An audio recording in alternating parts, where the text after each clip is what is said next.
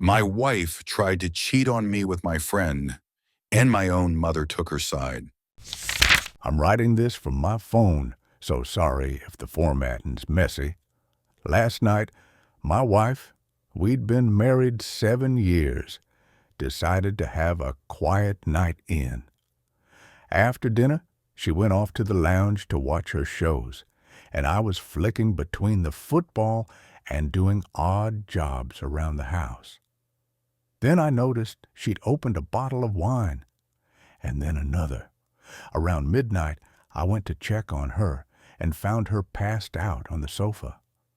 I was about to pick her up and take her to bed when her iWatch buzzed. The screen lit up and a message flashed. "Ha ha, I can't do that. My husband would knock 7 shades of shit out of me." Pie. I stared at it thinking, what the hell is that about? I tapped the notification and it opened a conversation between her and one of my mates. Not a close mate, but someone I've played five-a-side with for years, drank with. I've known him since we were kids. We used to call him Jacket Holder because back when we got in scraps as teenagers, he'd be the one holding everyone's jackets while the others went mad. I started scrolling up the chat right there on her wrist while she was still wearing the watch. At first, it was just flirting, banter. Then I hit the messages from last night when she was drunk, and there it was. She was practically begging him to sleep with her. I could not believe my eyes. She wrote things like, "I've always wanted you. No one would ever find out if you wanted to. I'm really good at keeping secrets." That last line, "I'm really good at keeping secrets," absolutely killed me. I couldn't get any further. The watch only shows so much, and her phone is locked. I put her in bed and just sat in the kitchen in shock until I fell asleep. I got up around 5:30 in the morning. When I got into my work van, I just broke. I couldn't face driving. I put my head on the wheel, went back in, grabbed a half-empty bottle of vodka, topped it with Coke, and went for a walk along the old railway line through the woods. We live right by it. I walked probably 5 miles. Now I'm sitting under an old railway bridge, feeling like a troll, absolutely boiling inside. I feel like steam's coming out of my ears you could see from a mile off. And I'm sitting there thinking, what do? I don't want to talk to her. I can't even look at her after reading that. Every scrap of love I had evaporated the moment I read her begging him to fuck her. Just disgusting. I want to disappear, to vanish and never speak to her again. That line, "I'm good at keeping secrets," it's still ringing in my head. Who are you, the woman I lived with for 7 years? I'd put everything into her, not just as a wife, but as a person. I believed we were decent people, that we held the same values. And to find out she's a snake behind my back makes me feel filthy, like I'm somehow worse now. Like if you discovered someone you looked up to was a monster, everything you thought you were collapses because you let that person into your life. Yeah, I know I'm rambling, but I'm just exhausted. The only thing that saves me a bit is that the house we live in belongs to my parents. 6 years ago, they moved into a care place and gave us the house. Legally, it's theirs, but when they die, it'll come to me. So when we divorce, that witch won't get a penny. I sit and think, maybe I should just say nothing and throw her out. I even thought about calling a mate who's a locksmith to quietly change the locks today, make up some excuse about a broken door. And then when she comes out to look, I'd run back in and lock the door. Childish, yeah, but right now I do it. My life feels torn to pieces, And that mate she was flirting with, he wasn't shy about it. If that notification hadn't popped up, I'd never have known. And yeah, I'm going to see him. Soon. Only this time he won't be holding jackets. He'll be holding his face. Update number 1. Hey everyone, I decided to post an update since so many people messaged me asking how things turned out. It's been 20 days since I found out my wife tried to cheat on me with my friend, and honestly, it's been hell. I gave her a month to move out, and she's been sleeping in the spare room ever since. But it's obvious now she's not planning to leave. Not after she managed to get inside my mother's head. She's got nowhere to go, but that's not my problem. I've met with a divorce lawyer several times, and the paperwork is already in progress. I also opened my own bank account and took half of the money from our joint one. The atmosphere in the house is miserable. The living room has turned into no man's land. Neither of us goes there. She stays in her room, I stay in mine.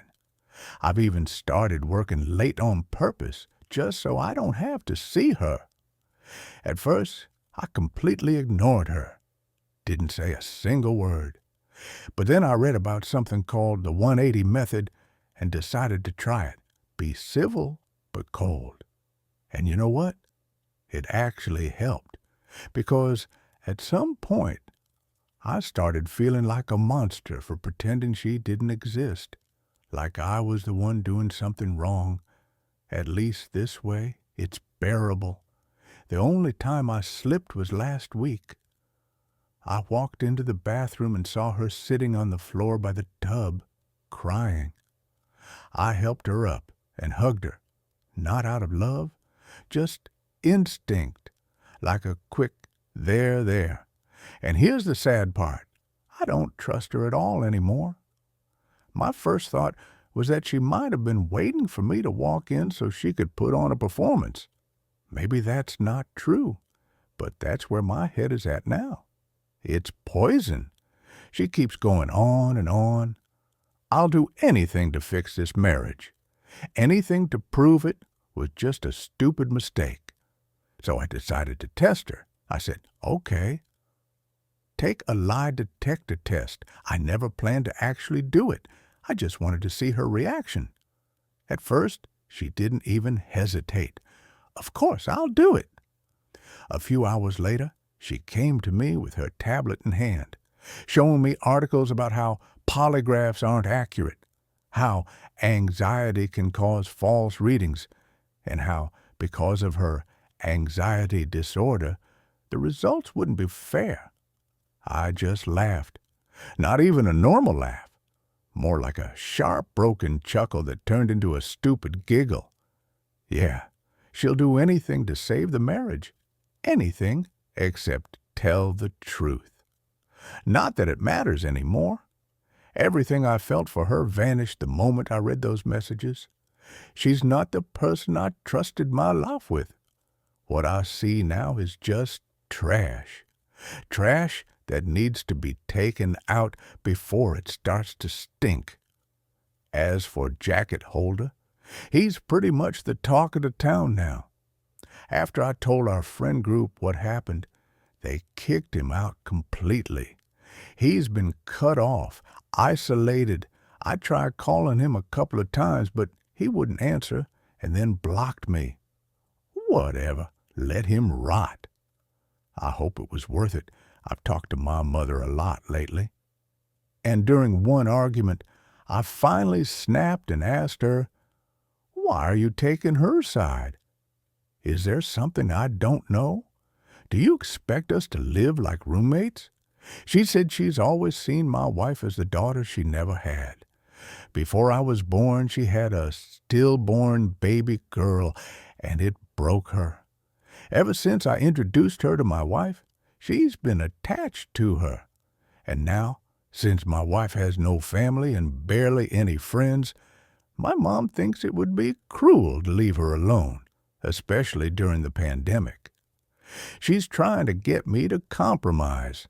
Says we should wait 3 or 4 months, see where we are emotionally, maybe try couples counseling before I destroy the family completely. But no, the thought of spending Christmas with her makes me sick.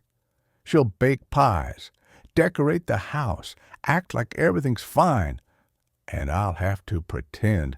I can't do that. My dad, as usual, says nothing. Quiet man, proud but gentle. And all my life, my mother's word has been the one that counts. Some people online call me selfish, say it's not my house, that I have no right to kick her out.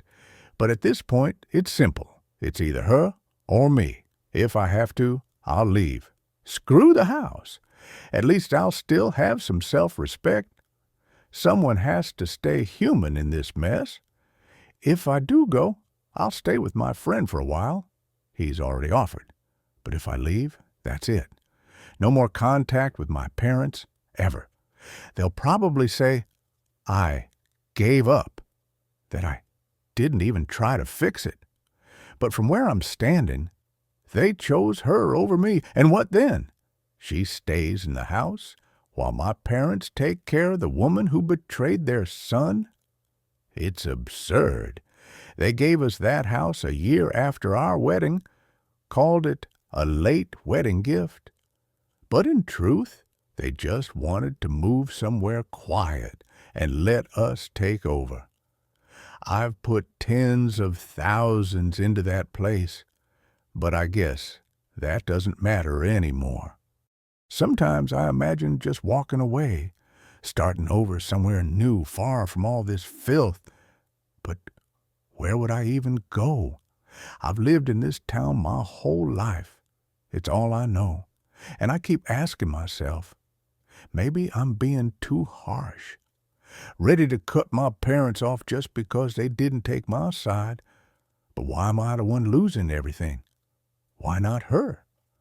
I've always tried to be a good person. I've always believed that if you do right, life will repay you in kind. But now, I'm not so sure. Maybe I've overestimated myself. Maybe I really do deserve this shit. Update number 2. Well, as of this morning, I no longer call that house my home. I noticed on my wife's calendar that she had an appointment with her eye doctor, and I realized this was my chance. While she was out, I packed all my things, loaded them into the car, and left. Before walking out, I put the house keys on the kitchen table next to the divorce papers that came from my lawyer last week. And that was it. I closed the door, got in the car, and just drove away. Now both my wife's and my mother's numbers are blocked. Any communication with my wife will go strictly through my lawyer. I'm staying with a friend for now, maybe a week or 2. Hopefully, I'll have my own place by Christmas. I haven't spoken to my parents in weeks. The last time we talked was through text. I tried to explain to my mother why this hurt me so deeply. I told her every single thing my wife had written to that jacket holder, and why that line, "I'm good at keeping the secrets," felt like proof this wasn't her first time, that I could never trust her again after that. My mother replied short and cold, "I can't talk to you while you're like this." Cool off a couple of days later, she tried calling me. I ignored it. And today, I blocked her number for good. And you know what's strange? Right now, the betrayal from my parents hurts even more than my wife's. Because when you're at your lowest, you expect your family to be your anchor, to be the ones who stand by you, who say, "We've got you." But mine didn't. They just folded. They acted like I was the one who broke the family apart, like I was the problem for walking away. All I ever asked was for them to help me get a cheating woman out of the house. They made their choice, and now they get to live with it. My dad, he had the chance for once in his life, to stand up for me. But he stayed silent, just like always. Some people in the comments said I gave up too easily, that I didn't try to save the marriage, that maybe I never really loved her. But that's not true. I loved her more than anyone I've ever known. And when I read those messages, something inside me broke. Everyone has limits, and once they're crossed, that's it. You can try, you can force yourself, but something inside just dies. It's like in those movies where the spell suddenly lifts and the hero wakes up and sees everything for what it is. That's what happened to me. I woke up and realized there was nothing left. Everything after that would have just been a long, slow goodbye. Sometimes I wonder what things are like between them now. Will my parents keep supporting her, knowing it cost them their son? Do they even realize that? As for me, I just want to live, really live. I want to travel. My wife hated flying, so all our vacations were in southern England.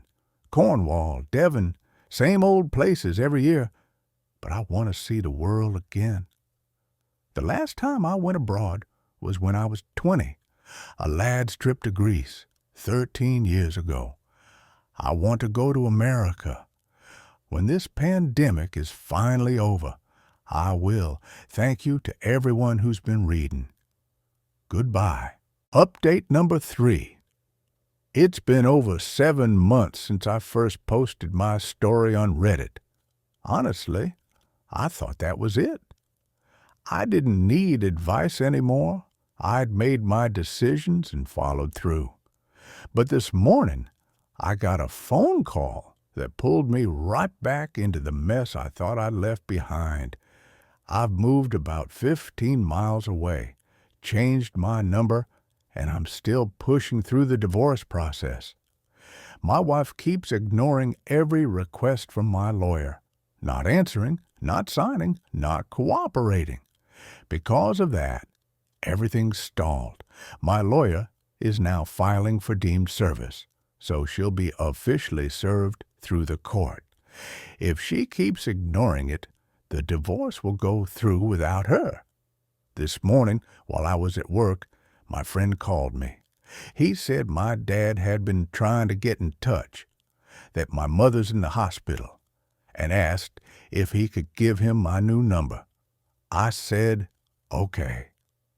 A few minutes later, my dad called. His voice sounded tired, shaky, not like him at all. He told me Mom's stable, but not in good shape, and that she really wants to see me. He asked if I could meet him at the hospital tonight and go in together. I said yes. Since that call, I haven't been able to focus on anything. I left work early because I just couldn't concentrate. I've been pacing around my flat like a caged animal, wondering if I'm doing the right thing. I walked away from all of this, cut them out of my life completely. And now here I am, about to get dragged right back in. I don't even know why she wants to see me. Maybe something's changed. But unless they've given her a personality transplant in that hospital, I seriously doubt it. I'm filled with anxiety. It feels like walking into a burning building blindfolded with no idea where the exits are. And what if my wife is there? I don't want to see her, ever. The anger is still there. I still can't forgive them for taking her side, for defending the woman who cheated on me. Sometimes I think maybe I shouldn't go at all. Maybe I should just call instead, if she's even able to talk, but I know I'll go, because somehow, deep down, I still feel guilty. Like I'm the one who caused her pain by walking away, like I'm the one who destroyed the family. So here I am, sitting and thinking, what the hell should I do? What would you do if you were in my shoes? Update number 4. Sorry this update took a while. I needed a few days to process everything that happened, to sit with it and figure out how I actually feel. On Wednesday, I did go to the hospital. I hesitated right up to the last minute. I was literally reaching for my phone to cancel, but I knew if I didn't go and something happened, I'd never forgive myself. I needed some kind of closure. When I pulled into the hospital parking lot, I had this weird sense of paranoia, like my wife was about to jump out from behind a bush or something. My dad was waiting for me at the entrance. He tried to hug me, but I said no, and I told him straight away, if she's there, I'm turning around and leaving. He said she wasn't, so we went in. When I saw my mother, it scared me. I'd never seen her like that. A black eye, half her face bruised and yellow, broken ribs, a shattered elbow, a concussion. She'd fallen, elbow first, then her ribs, then her head. Straight onto the floor. She looked like a ghost. But when she saw me, she came alive. She smiled, started crying, said she missed me, that she was afraid we'd never see each other again. I told her, if you'd really wanted to reach me, you could have. We talked a bit. She told me what happened, how she'd been lying on the floor for hours before my dad found her, how she just wants to make things right, to fix what's broken between us.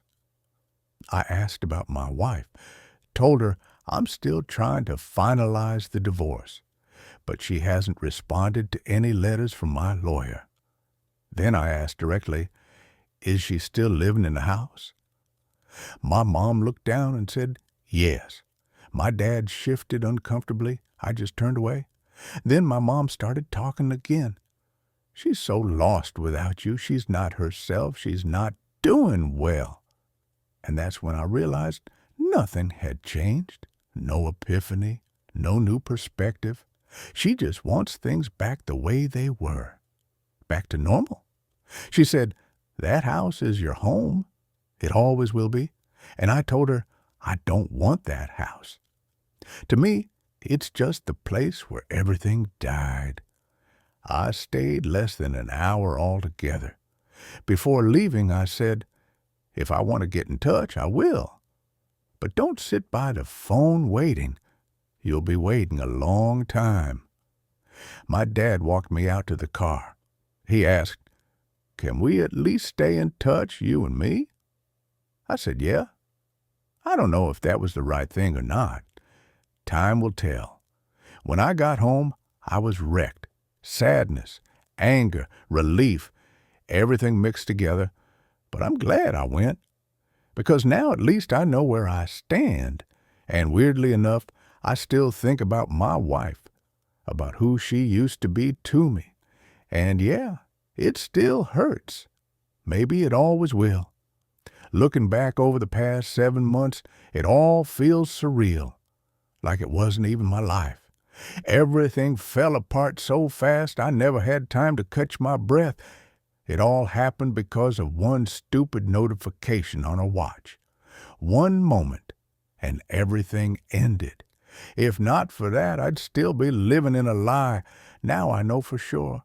That wasn't her first time, just the first time I found out.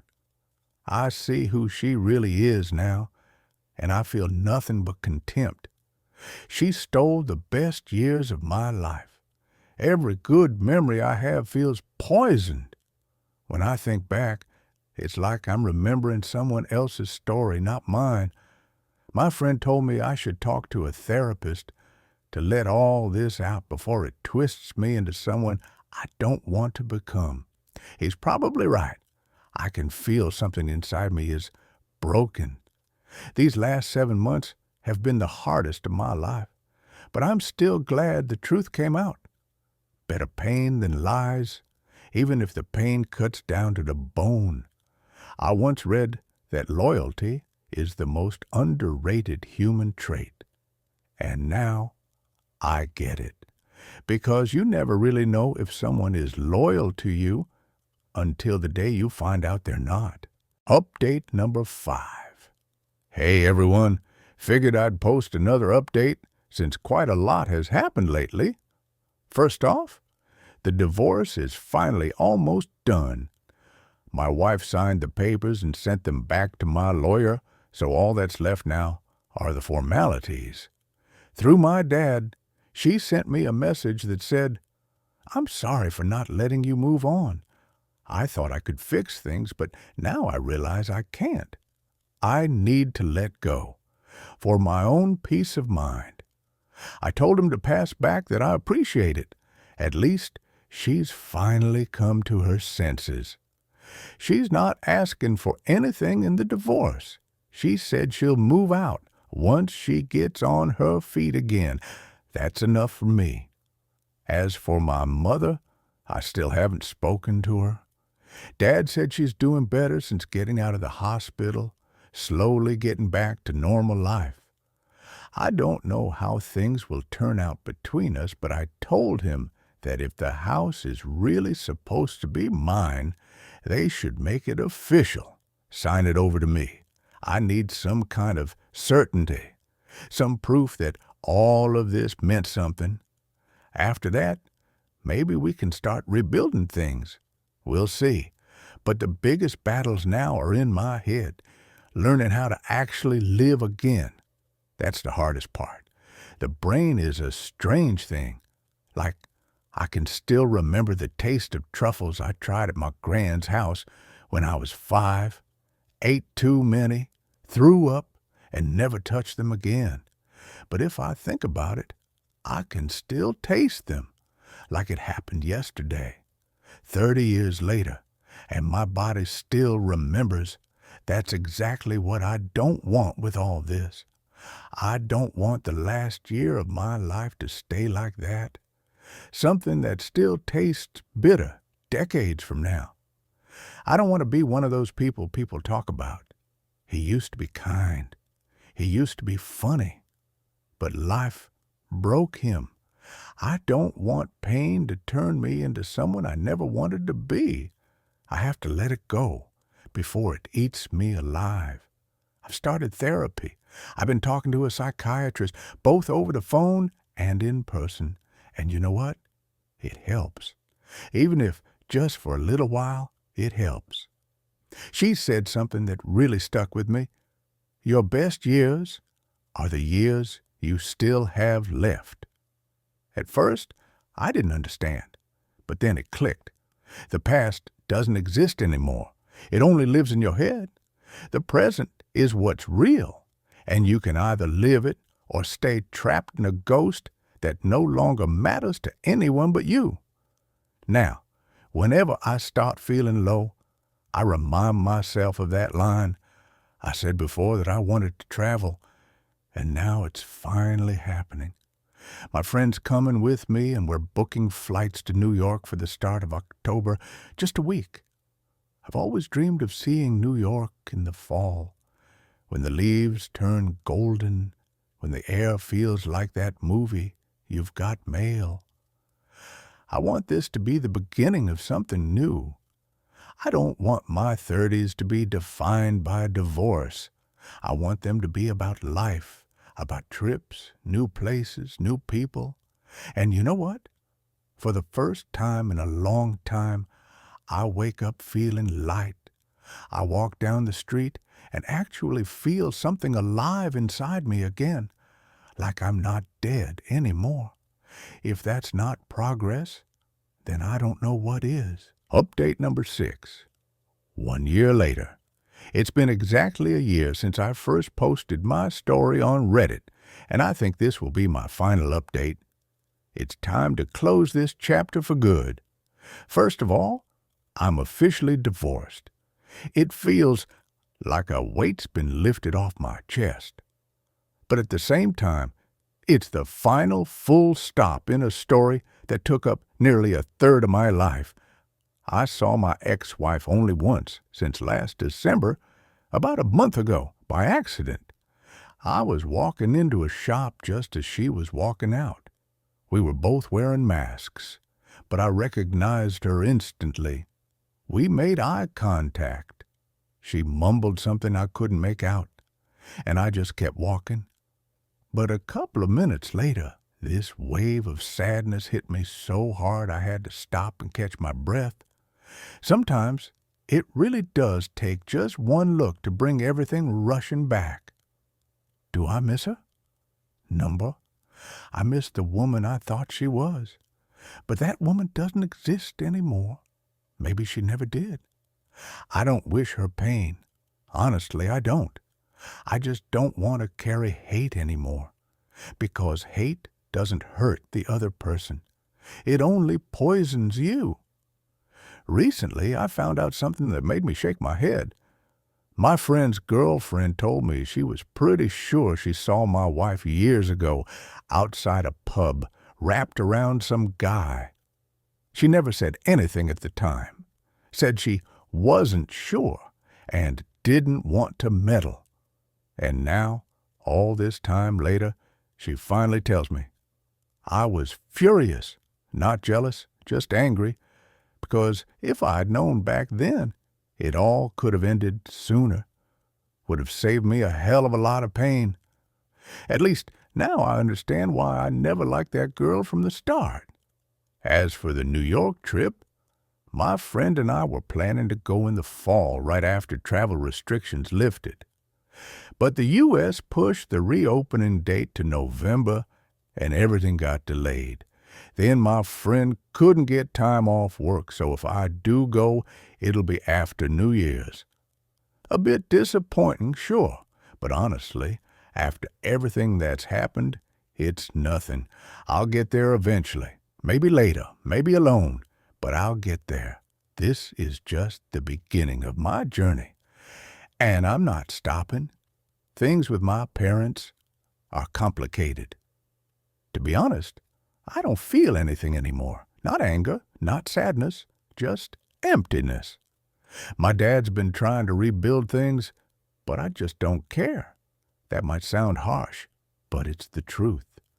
I used to say I wanted them to put the house in my name, but now I couldn't care less.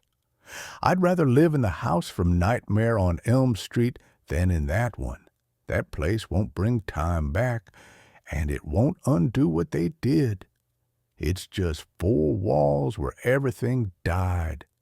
And maybe this is the last thing I'll ever say on this topic. If anyone reading this is thinking about forgiving a cheater, don't. Don't try to resurrect something that's already dead.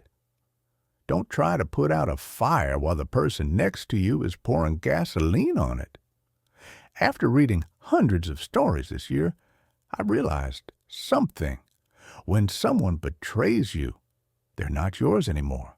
They were gone long before you found out. Don't waste your soul trying to save someone who doesn't want to be saved. Don't confuse kindness with self-destruction. Sometimes the only right thing to do is let go.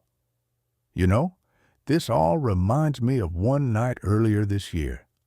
I cut my leg on a metal bin at work. Didn't think much of it at the time. But that night, I woke up shaking uncontrollably, dizzy, sweating, feverish. It felt like sepsis. When I called for an ambulance, they said it could be over 2 hours. COVID, Friday night, full hospitals.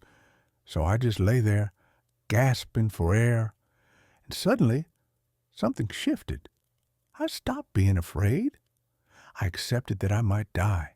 And weirdly, that acceptance brought peace. I think betrayal is the same. Once you finally accept that it's over, it gets easier.